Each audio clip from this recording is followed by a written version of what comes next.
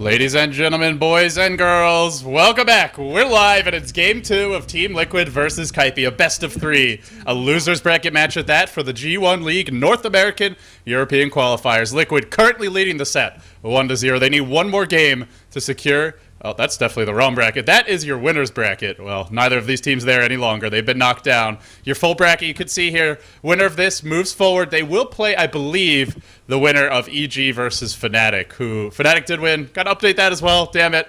I fail at Photoshop today, but point being, best of 3, Team Liquid versus Kaipi. And it's Liquid looking like they completely had Kaipi's number in Game 1. Kaipi went for, I don't want to say a greedy draft, but a draft that had everything going wrong for them, and it was a sad nightmare that I don't even want to think about anymore. Let's go into Game 2. Bane Elemental being banned out here by Team Liquid. So they first picked it from the first game, and then they banned it right now when they don't have the first pick. So either Kaipi's got some Bane strat up in their mind, or Team Liquid has completely found brand new respect for this hero, which, I mean, it is a very, very powerful hero. Keeper of Light's going to be the second ban here for TL. Yeah, we're going to have to see what they go for at this point. They banned the Bane and the Keeper of the Light on the side of Liquid, so they get rid of some supports that they just got done using the Bane last game, but they'll decide they want to remove it from the equation, and I wonder if they have something unusual in mind, as it's not a common ban. It leaves the Magnus, the Batrider, the Nyx as sort of your 3 really strong utility heroes, and then you've even got the Lifestealer, the Lone Druid as your really top-tier carries that a lot of teams are favoring. Out of all those heroes, Lumi, what do you think Liquid has their eyes on? They've got the first pick.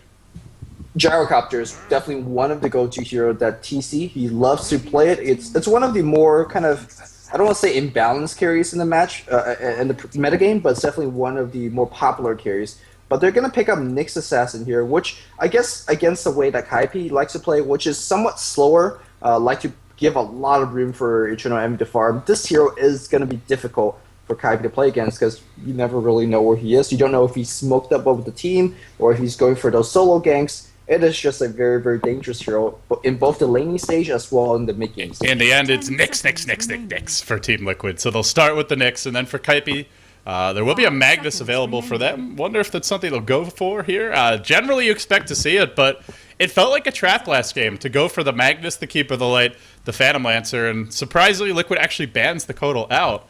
I mentioned that earlier, but it's just surprising because it seemed like they had no trouble dealing with it. So maybe for Liquid, they just want to try something a little different here. And I mean, there's always something like Korok's Storm Spirit. You have to have that in the back of your head, as well as potentially the Prophet of Bulba. We didn't see these heroes last game. You mentioned the Gyro. I'll answer you with those two, and they are both still available. Kaipi, Lifestealer Mag. So I like this opening much better because it gives you a much stronger laning stage, but if you need to go late, you certainly can do that as well. So a much more versatile draft than the way they began Game 1. Also, it really fits the early game playstyle of Kaipi a little bit more. If you want to go for those kind of YOLO TP in to help your team that Envy likes to do, this is a hero that you TP in, and this is a hero that's going to do a lot more damage. LD, okay? Yeah.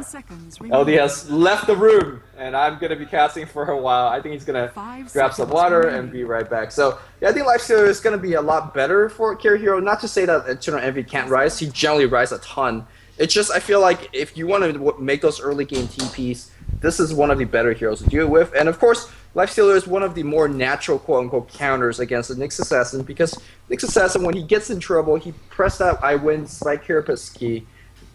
You know, Lifestealer says, I don't care. I rage through. Isn't Rage also the press button win fight ability as well? So. No, it's press I don't lose fight button.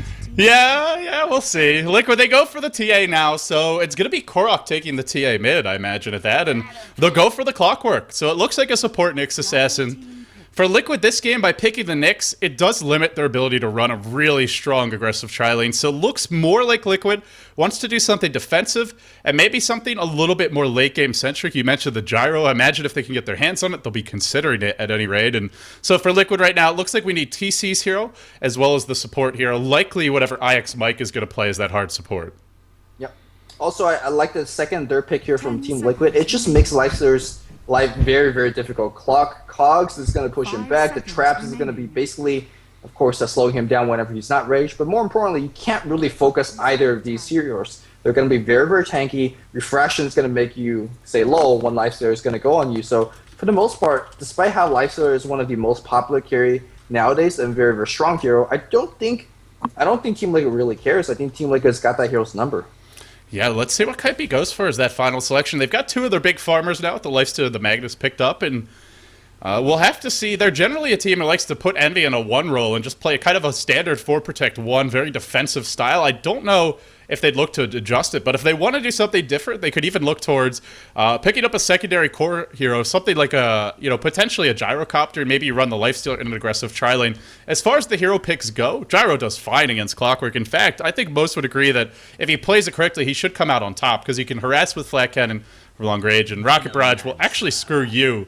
And they'll screw you if you get trapped inside of the cogs in your Clockwork. So we'll see, but Kaipi, they'll pick Venomancer, a support that is great at dealing with refractions. That's one reason to get him. The other reason is if you want to run an aggressive tri-lane.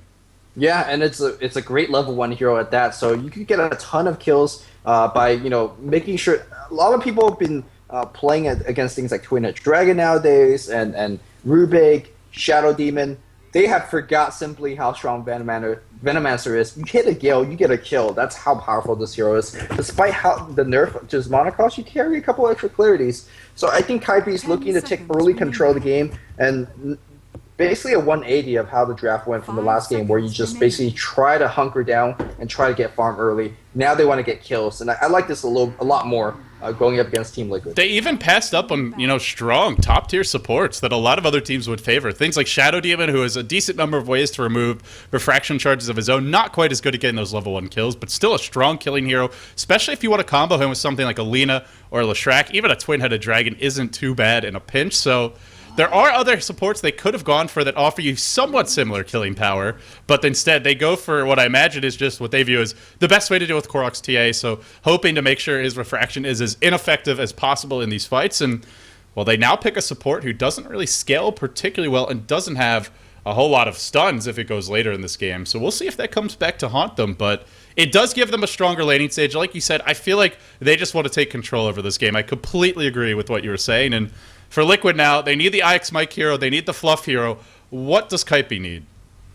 Well, Kaipi has a ton of options here. They could go basically teamfight oriented. I mean, right now Team Liquid is mostly focused on kind of these ganky kind of heroes, and they are banning out a couple of, I don't want to say teamfight hero. Lena's not exactly teamfight, but she's one of the support that could teamfight very well. I think Kaipi, if they want to go big teamfight, pick up the Jakiro, maybe Warlock, maybe, what are some other...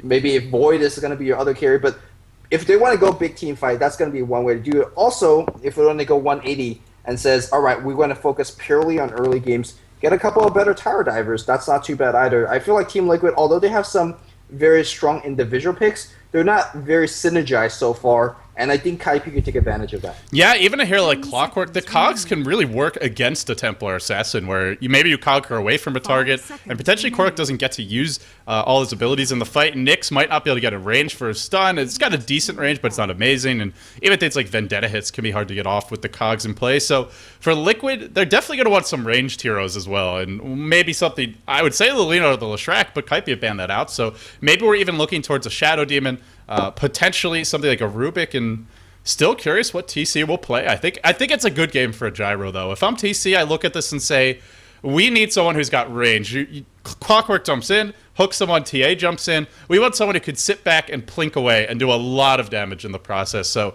I really think the TC Gyro is the ideal carry right now.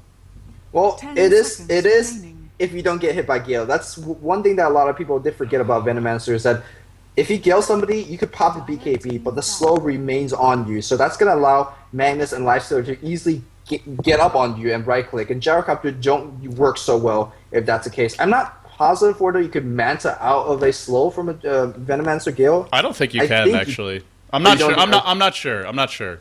Though in Dota 2. But I definitely saw the other day when I believe AUI was playing against a Venomancer on Gyrocopter, and he had a Divine Rapier. He was very, very farmed. He got Galed. BKB or not, the entire team just jumped on him and he just died. So, but despite of that, Kaipi says, no Gyrocopter for you, TC. Again, it's a go-to hero that he loves to play, and, well, no freebie for you. We'll see if that all comes into play, and, well, I mean, it won't be the Gyro in this case, but any carry. The Gale will be something of a nuisance. Still, I'd rather have something like a Demonic Purge to deal with the Gyro if he gets farmed enough than a Gale, which isn't as reliable. You gotta get close to throw that Gale in, and that's where Flat Cannon can hurt you. But that's neither here nor there. There won't be a Gyro in this game, and as far as carries go, pretty slim pickings, I want to say. I mean, there are a few heroes like Dragon Knight, the Juggernaut. Those are sort of your niche picks. And, I mean, even the Shadow Fiend potentially, but Korok already playing the TA, so I'm not sure they would go for it at this point, even though it's a hero they have run in the past and does have nice synergy with TA. But I just feel like Liquid is... They're a little frail, right? I mean, even though you have Refraction, you have a Clockwork who's kind of this aggressive balls-to-the-wall hero. In theory, these heroes are survivable, but it all comes from their spells. If they just get caught, they're very, very squishy. And it's easy to get caught to Blink Magnus, Blink Skewer, Venomancer Gale, Open Wounds. There's a ton of setups there. It's going to be a Luna, so that's going to be the carry that TC most likely is going to be playing, and that's going to give them a lot more early game kind of tower pushing, but I mean, these are not exactly a tower pusher on their own right, so I feel like Team Liquid's going to be neither really powerful in any stage of the game, so I think they have to compensate by playing very, very well. And Kaipi has a lineup that could easily take advantage of a single mistake, so for now, I like Kaipi's draft a lot more than TL's. I don't know about I'm still not convinced about the Venomancer. I guess that's my one main issue with it. They'll go Visage, so now the draft starts to take shape. So they start with the Veno, an aggressive support. They'll now pick up the Tri-Lane complement to that, I imagine, with the Visage and potentially a Tri-Lane Lifestealer or potentially some other hero in that Tri-Lane and give the Lifestealer the safe lane farm. 1v1 versus a Clockwork. Either could be viable.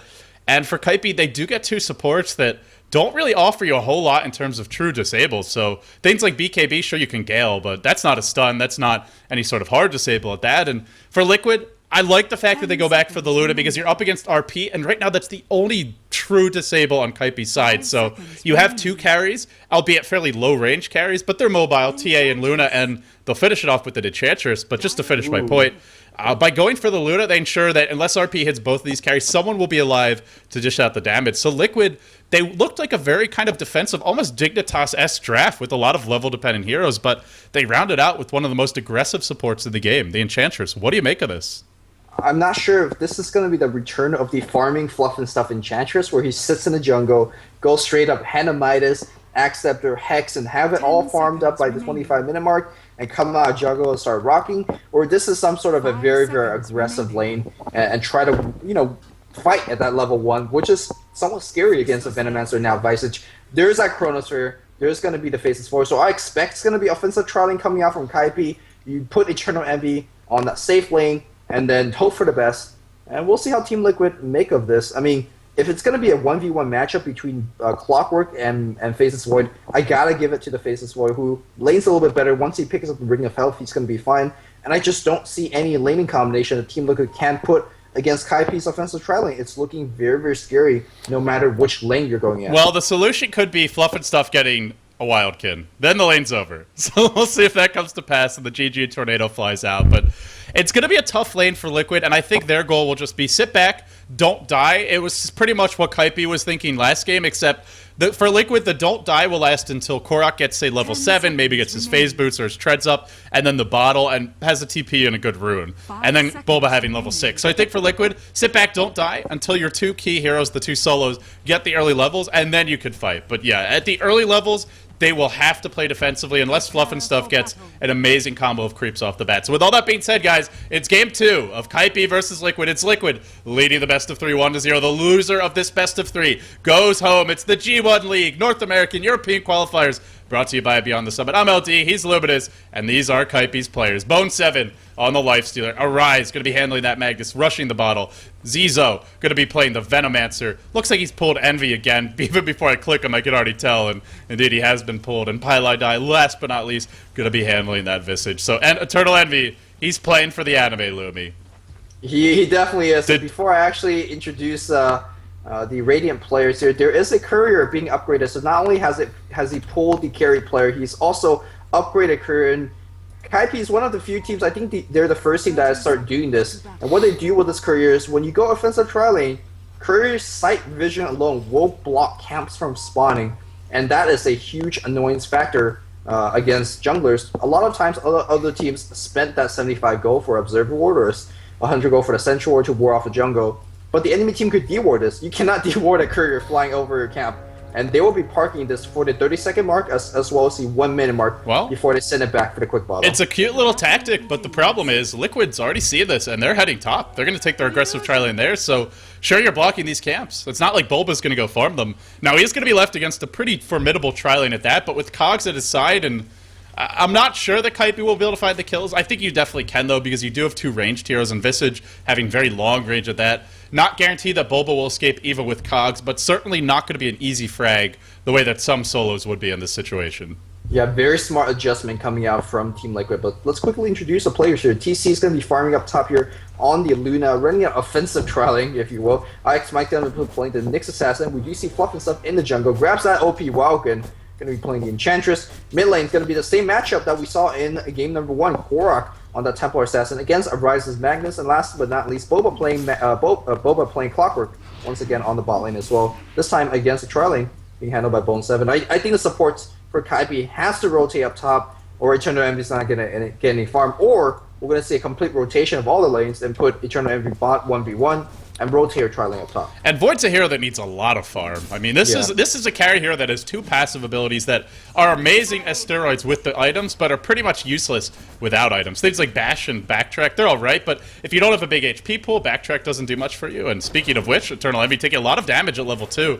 He will be driven back to the tower. He was pulled heavily as mentioned, but he'll have to start chewing through that regen. So they'll rotate 1 here at top, and Lumi, let me ask you this. I don't think they're going to win bottom convincingly, right? If Bulba is his Clockwork versus just the Venomancer and Bone 7 on the lifesteal, you're probably not killing Bulba because it's Cogs, and it's only 2 heroes and not too many stuns at that. And potentially, you rotate 1 hero top. Can they actually do much with these 2 heroes here against the tri-lane of Liquid? I feel like Kaipi could end up just losing both side lanes or barely winning bottom and then heavily losing top. Yeah, unless Team Liquid makes a bad dive up top and somehow Envy picks up a kill under a tower, I don't see Team Liquid losing this lane. It really goes back to the support of Kaipi. For example, if Zizao makes a successful gank to the mid lane, then yeah, suddenly you say, alright, pretty good lane rotation from Kaipi. I think that's what they're looking to do, but I mean, the site is in the favor of Team Liquid. The ward now sees exactly where Zizao is, so he's not really going to get a successful gank off, but he's going to try. And I think Fluff and stuff already in position to really help out. Has a Centaur, so they could easily even turn this gank around. I'm not sure exactly where Kaipi go from here, because like you said, there's really no good option for them to do anything. They have basically said, Lifestealer, you're on your own on the bot lane. You should win this lane 1v1. And we're going to see Zizao hopefully make that rotation up top. But no, he's just sitting level 1. Not doing a single damn thing on the spot lane. Yeah, problem is he's just been sitting here. Sure, you know, he's hanging out near the rune. He's potentially checking the rune, but he's not actually pressuring Bulba. Bulba, already level 3, not even afraid to enter the lane, to be honest. And well, looks like they're going to make that gank on the bot lane. A couple of hits into a Gale. There's a Gale. There's open wound as well. Cog being used, and you can see Bone Saver being pushed back, and they're not going to make that go. Despite having a 50% slow, the Cogs will be enough, and well, that's it. It's like we talked about. Just not a whole lot you can do. And one thing I do want to point out in this middle lane, Fluff and stuff is making life very, very unpleasant for Rise, and he's doing it in a very unique way, as he's sending in the constant chain lightning spam coming out from the Harpy, and also a Tornado Wildkin was thrown out there. And the nice thing about it is, unlike dual laning to the mid lane, you're not leeching experience for that hero. So Korok still gets the solo levels, and Arise, who already struggled to begin with in his Magnus, now with the unenviable task of constant harassment in this lane. Yep. I mean, something that Chant can't do, that Enchantress definitely got his number on, and that Harpy Stormcrafter, wow, these names are getting more and more creative every time I click on them. Because apparently Valve changes every other game how these neutral creep is. But in any case, Korok is completely dominating the lane. The CS is 20-7, the 9 is 11-12. Good luck, Arise, because you're not getting Arcane Blink Dagger anytime soon. And Envy's not farming. Envy is not getting anything. 8-0. It's like I was mentioning, is I'm worried for Kaipi that you make this rotation 2 minutes ago. I don't think rotating the Visage up here really does anything for you. I mean, maybe he does some pulling, but slows down TC a bit, but that's, well, they're going to try and make it go now. Potentially with the Grave Chill. Could maybe look for a kill, but Pilot gets impaled. That'll be the end of the aggression. And now they'll go on IX Mike. He gets Grave Chilled, but they need a lot more bashes than they're getting. Maybe with one bash they could have gotten the kill, but I think they might have even needed to, and in the end, didn't have mana for Soul Assumption, so not able to find the kill. Yeah, Mana Burn definitely got a Paladin's number on the Visage, so he's not getting anything done. Meanwhile, on the bot line here, you do see Fluff coming in. He's looking for the Centaur Stomp, and, well, he's not going to find it, but that's fine. Nice cancel there, though. Yeah, anytime that you prevent Bone 7 from farming this lane, as well as you make sure that Boba stays alive, you're getting a job done. Because Boba is getting so much quick level. He's level 5. He could get level 6 in about next 30 seconds or so, TP up top, and get a kill against Visage or Eternal Envy. And suddenly your game is getting a lot more playable. I don't want to say you win the game, but you're making big headways.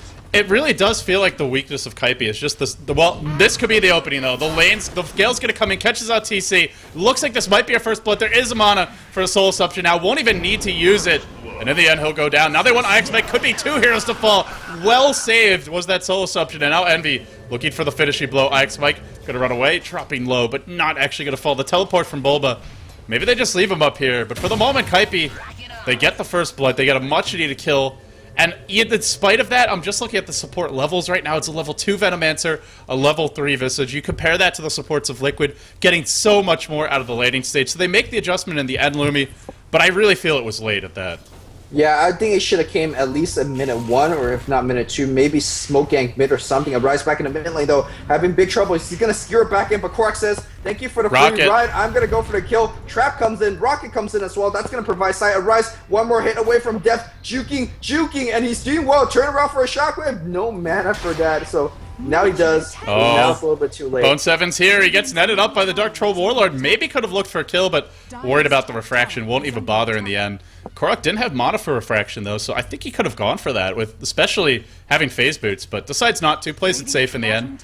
The rocket didn't hit. If the rocket hits there, that's a kill, but in the end, not quite able to find it. Bulba was just slightly off the mark, and you know, he threw it out in a hurry. It was one of those plays where you're gonna want to find it where you want to find the kill and get the hell out, but didn't find it. They have to back off, so not a huge loss, but he'll have to go back to base and heal, and same for Arise too. Actually, Korak didn't heal, he just bottle crowed. But that's absolutely fine here for Korak. I mean, look at the CS charts. 37-21 compared to 14-2. I have not seen that kind of decimation in a long time in this kind of high-level game. So Korak's definitely got his number, and it's going to get worse and worse because the damage output of Korak is not going to go down. Meanwhile, at the top lane here, I think Ix might being left alone is actually pretty smart here. You can mana burn Paladin's mana away and mostly stay fine. And of course, with Spike Carapace, he should be okay as well. And right now, he's just looking for level 6. Where the hell is TC though? TC's rotated to the bot lane because, well, Boba is already a level 6. Doesn't even need to be lane anymore.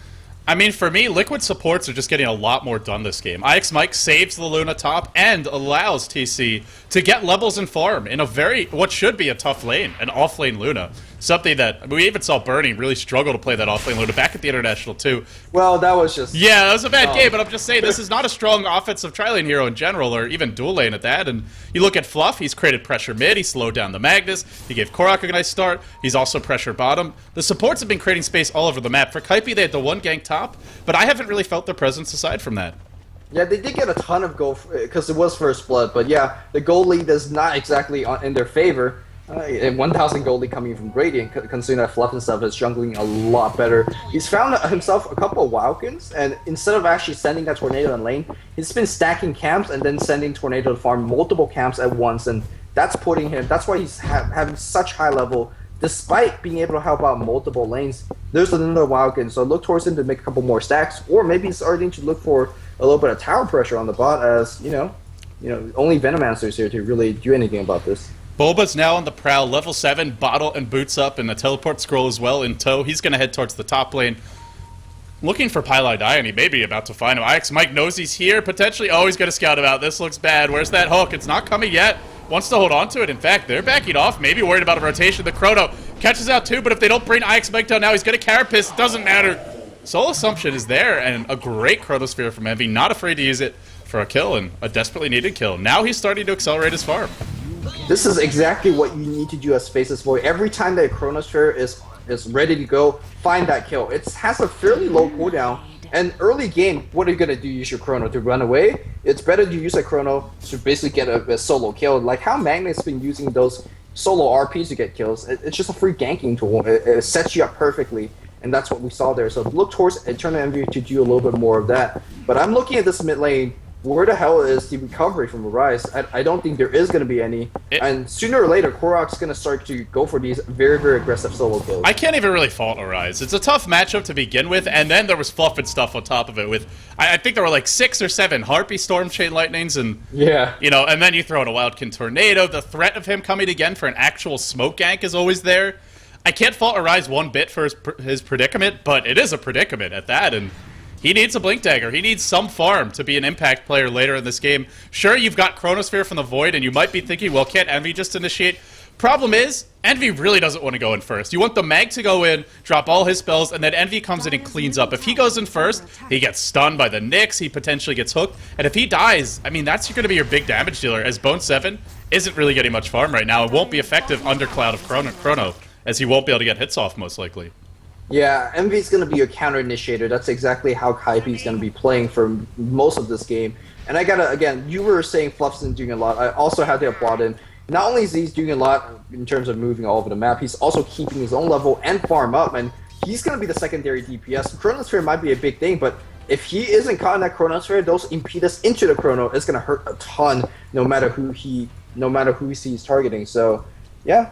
So far, Team Liquid playing quite well despite being down 2 kills.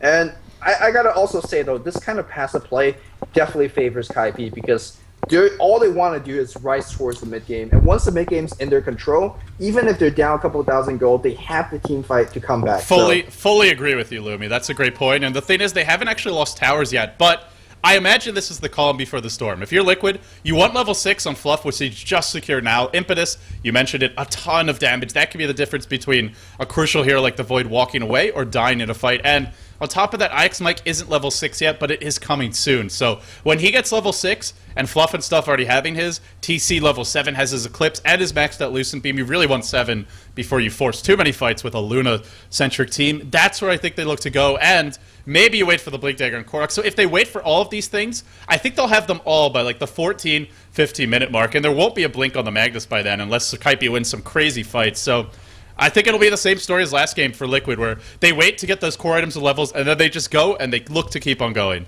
I think it'll be a little tougher to find those fights, because there's Chrono and RP instead of just one, but still Liquid will try to find them. Yeah, they will try to do so, and right now Eternal Envy is going to be going for a Mask of Madness, which is... It sounds a little bit awkward when I say this, but Mask of Madness is going to be his farming item, as when you pop that whenever it comes off cooldown, increase your farm rate by a ton, allows you jungle fairly effectively early on, and he does have, like you said, about 3 or 4 minutes to milk this jungle as much as possible, to maybe go up to Yasha or Maelstrom, whatever next DPS item he's truly looking for, maybe just a straight up BKB. There's a Mask of Madness recipe being picked up, and it's flying out, so... Like you said, it's actually a surprisingly efficient farming item. The one issue is going to be, he's up against some of the biggest burst damage carries in the game. So if he gets caught with the Mask of Madness on, let's say he chronos, he catches 4, but he doesn't catch Fluff, he'll die in like 3 or 4 imps likely. So he'll really have to be cautious about when he uses it. But it is probably the most cost-efficient damage item on the game for Faceless Void, if he's just able to right-click. Is the bash was buffed a couple of patches ago. It gives you a lot more damage now, and as a result, can look to be... You get those double bashes, or the double damage bashes inside of Chronosphere, so potentially could allow him to find some extra kills he otherwise wouldn't. Meanwhile, Zizal's getting a little bit of EXP up on the mid lane here, as whenever Magnus is going to search for Rune, he pokes his head out to get a little bit of EXP, but level 4 Venomancer, you can't really expect too much out of your Venom. Maybe they're going to go for a kill now, as Arise does have a haste rune. Is he going back up top? He's running back and forth on this trap, so, I mean, Team Liquid is going to have all the information they need. And the birds are on the mid lane. I think they really want Korok. Yeah, they really do, but Bulba has a teleport scroll, IX Mike has a teleport scroll. If you go on Korok, it's not going to end well for you. And oh no sentries in the lane. Arise has a haste rune. It's about to wear off. He's got to hoof it back to the tower. He'll lead a Vendetta. He'll lead an Impale. And literally at that exact moment, Arise will go down. The RP catches out too. Chrono deployed on top of it. Now the Mask of Madness could do its dirty work. He actually could have gone for Korok, I think, as the Refraction wasn't there. But he'll go for the safe kill instead. Now he goes back on Korok. Refraction removed. Now the Eclipse comes in. Can TC turn this fight around? They will get Envy. They've gotten 2 of the core heroes. Bulba joining the fight as well. The Familiars quickly brought down by that Luna. But here comes Soul Assumption. Visage can often be the secret carry in these fights, just like an Enchantress with Soul Assumption spam. So when it's all said and done, an Enchantress and a Nyx Assassin traded for a Magnus and a Void and an RP Chrono. It looked like a good fight for Kaipi, turned out to be a pretty bad one. It's like you said, man. You pop that Mask of Madness. It's a great farming tool. It's a decent team fight tool in terms of the damage it provides you. But sometimes you said a couple of unlucky beams coming in from the Luna, and he dropped chunks of health. It was like 30% per beam, and unfortunately, those backtracks not helping out either. And he just went down very quickly. But sometimes, again, when you make those aggressive TPs, you live by the TP and you die by the TP.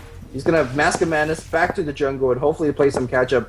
I gotta say, looking at how these team fights gonna go, his next item has to be a Black King bar because you just need that survivability that the magical immunity will grant you. Yeah, he gets the BKB, and then he can look to take some fights. The problem is going to be by the time he gets that, that's where the physical damage of Liquid gets very substantial. Korok, max meld, max refraction, and then he'll look towards the next items, things like the drums, maybe the Yasha, and even potentially Desolator or Daedalus down the road, so he'll get more damage in. Same for TC. Aura's only level 2. When Lunar Blessing gets maxed, he's going to hit quite a bit harder. In fact, the whole team will. And then the Impetus potentially is level 2 by that point, so Envy will get a BKB. Well, that won't affect you when he's BKB'd, but everything else, I mean, well, they'll go bottom now. Gale, not going to hit on TC, but there is a Grave Chill. Fluff looking to save him. He'll throw in on Ursa, looking for a clap. Envy doesn't actually have his ultimate. He's dropping very low. Will he die? He will. Fluff cleans up, and from the backside, it's IX Mike cleaning as well. Korok looking to finish the job. A long-range hook actually was here throughout the fight, killed off the Venomancer, and now wants one more. Arise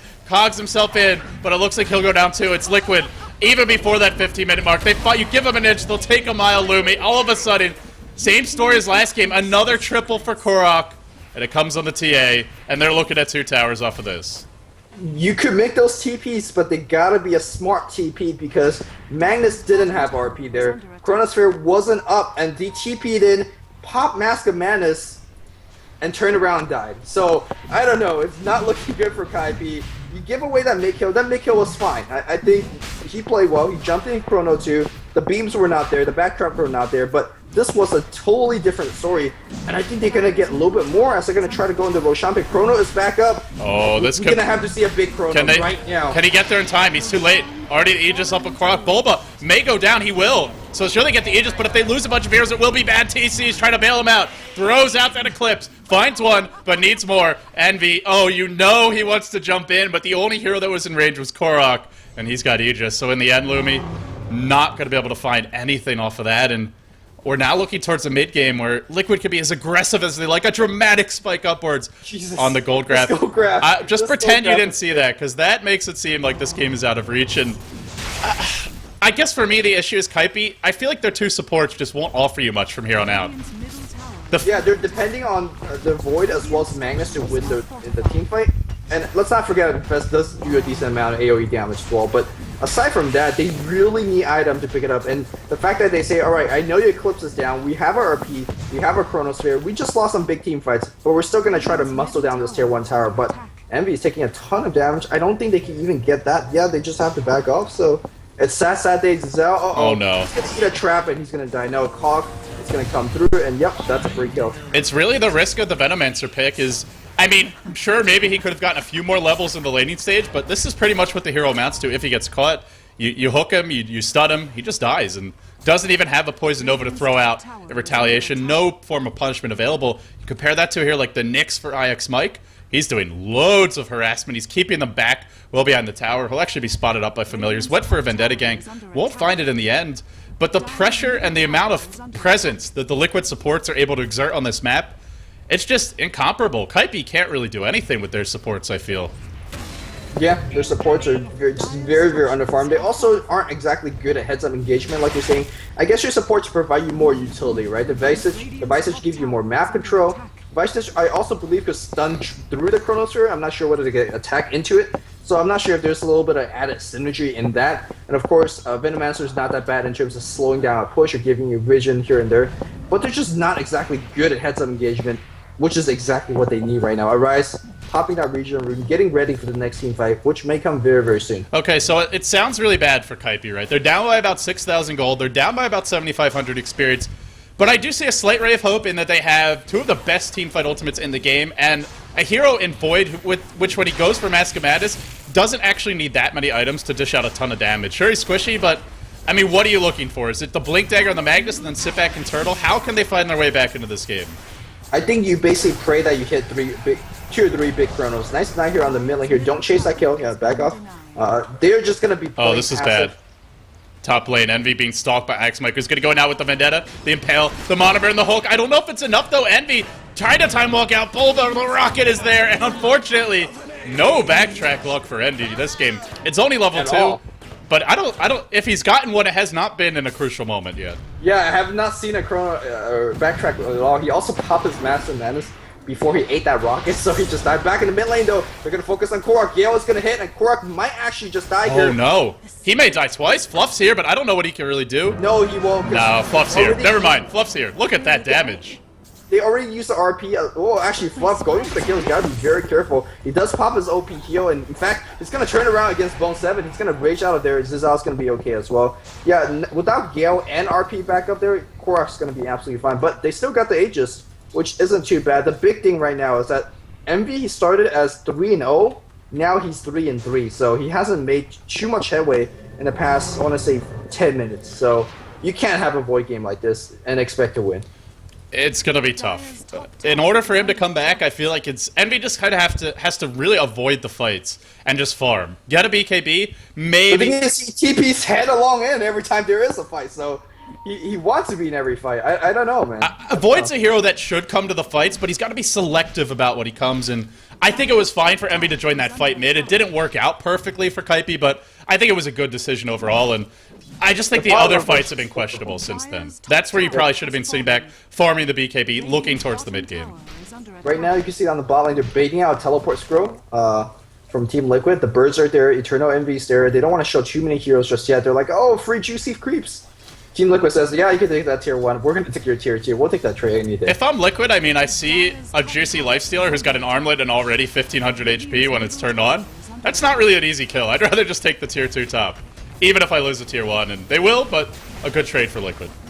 Yeah, and I mean, I also think a good trade for Kaipi, just getting what they can. They're so poor right now that any goal that you get, even if it's an unfavorable trade, is still, not what you want, but what you need right now. So Eternal Envy going to push the creep wave a little bit more. Maybe they're going to start looking at pressure tier 2, but meanwhile, Enchantress's creep is doing a number on the tier 3 tower up top. Lumi. And that's going to make it somewhat difficult. Korok has a Desolator. 21 minutes in, Blink Phase Boots Desolator. This is really the ultimate pushing item for a carry to get early, and he's got it really early at that. And yeah, not only is it good in terms of hitting towers, let's not forget that when the creep wave is walking at you, Melstriker, I was looking about, maybe I was expecting a gank. When a creep wave is walking straight at you, Desolator could two-shot an entire creep wave, and that drastically increases Korok's farm rate by a ton. So right now, with Desolator, he's farming faster than Eternal Envy. And sure, Eternal Envy is going to use gold better than he does, but the rate of farm is going to completely different. Boba's going to come right through, and that Centaur's going to come in as well. He blinks back out. Oh, the hook catches only the familiars. Pylai stunned by a Centaur by Fluff and stuff, and Pylai will fall. If that's all they lose, not too bad. Obviously not ideal, but they do force 5 Liquid Heroes bottom, and they only lose in the end. Their Visage. Envy actually ran way towards base. Now we'll head potentially to do some farming, but it's just Liquid, so easy for them to find those pickoffs. With a Blink Desolator TA, and then the hook shot, always the threat of the Vendetta ganks from IX Mike. They can find kills wherever they want. It's like a player who can shoot hoops from all around the court. And then you look at Kaipi, and it's like they have this one way to win team fights, which is the Chrono RP combo. This is a team that can really only dunk and maybe lay it up. Liquid are just raining down 3-pointers and long-range jump shots from all around the top of the key. I have to say, though, I don't think Kaipi is completely out of it. It's looking really, really bad. But they can dunk really hard. Like they might only be able to dunk, really but they can slam that ball in if they find the combo. Hey man, they definitely could throw out some space shams, because when you have Chronosphere, you're never out of it. Like, you could have a big Chrono and suddenly everybody dies because, well, you get a couple of lucky bashes under that Chrono and, the half the team is dead, and then it's 5v3, and then the rest of the team gets chased down. I don't think Kaipi's out of it yet, but it's just, by the way that they're playing, I don't think they could play themselves back into a best of 3 and win the next game. I hope that makes sense. They have the heroes to win. I just don't think they can. You're not feeling it for Kaipi right now, I think is what you're trying to say. They're not making those dunks right now. They're having layups, and it's bouncing around the ribs a couple of times before even going in. It's not looking Might good. I suggest some Wheaties? Always an option. Wheaties. Man. Envy maybe didn't eat his this morning, and we'll have a disconnect from Mirais, who continues to struggle with his internet connection, at least for this game. Wants a quick reconnect, so down to 3 pauses now by our Harsh admin A-tree. But with that being said, the one thing that I'm a little interested in is TC has actually gone for BKB this game, which I'm not really sure it does much for you. There's Chrono, there's RP, there's Bash, and there's just the Lifestealer's raw physical damage. I guess there's a few nukes, but you even mentioned that Gale can go through it, so I suppose it's an alright item for things like Shockwave and Infest damage, but I kind of would have liked to see him go straight into something like a Manta style and, potentially Butterfly Heart, something that, or even drums, things like that. I just don't think Russia BKB offers you too much this game, except maybe just the intimidation factor, but as far as practical applications in the fight, I think that's pretty limited. Yeah, I'm gonna agree with you on that. It basically forced everybody to chrono him. Maybe that's the idea. If he gets Luna and maybe one other hero, that means your 3 other heroes are free to do whatever they need to do. I don't think it's exactly. It sounds very awkward, but it's a BKB for the team, if that makes any sense, as opposed to a drums for, I guess, also the team. But he won't get to pop it. If often you get the BKB, it's to keep yourself alive. This is more to maybe draw the focus onto you. So Korak shows up and cleans up house. Yeah, that kind of makes sense. It does. It's a very kind of loop around kind of logic, but But speaking of which, Eternal Envy hasn't been killed in the last, I want to say, 3 or 4 minutes, so he's getting some decent farm. It's up to 3k gold, so I'm expecting either a quick Yasha pickup or just straight up BKB. I think you go Butterfly this game. I mean, you're up against Meld, you're up against the physical hits of a Desolator TA, and sure, there's a lot of nukes, but it's either BKB or it's a big damage item, and in the end, it will be BKB. But Butterfly, I think it's BKB, and then maybe you just look to the Butterfly next, because that's a huge damage item on a Void. 60 damage, 60 attack speed. Very scary.